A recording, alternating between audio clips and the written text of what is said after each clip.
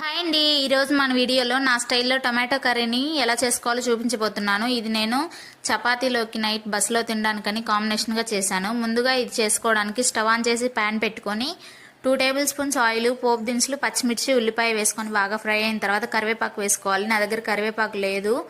తర్వాత ఇప్పుడు ఇందులోకి పసుపు, అలాగే టొమాటో ముక్కలు, ఉప్పు వేసుకొని బాగా మగ్గించుకోవాలి. ఇప్పుడు ఇందులోకి కారం, అలాగే మన గ్రేవీకి సరిపడా వాటర్ కూడా పోసుకొని దీనికి మూత పెట్టేసుకొని ఒక 2 మినిట్స్ మరిగించుకొని ఇప్పుడు ఇందులోకి నేను వేసే పొడి ధనియాలు, వెల్లుల్లి అనమాట. ఇంకేం వేయలేదు.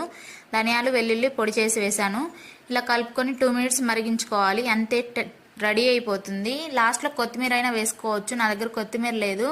ఇంటికి వెళ్ళిపోతున్నాం కదా, ఇంకా సరుకులన్నీ అయిపోయాయి, అందుకని ఏం తీసుకురాలేదు. అంతేనండి, చాలా టేస్టీగా ఉంటుంది. వీడియో నచ్చితే లైక్ చేసి మీ ఫ్రెండ్స్కి, ఫ్యామిలీ మెంబర్స్కి షేర్ చేయండి. ఇలాంటి క్విక్ అండ్ ఈజీ రెసిపీస్ కోసం సబ్స్క్రైబ్ చేసుకోండి. Bye bye.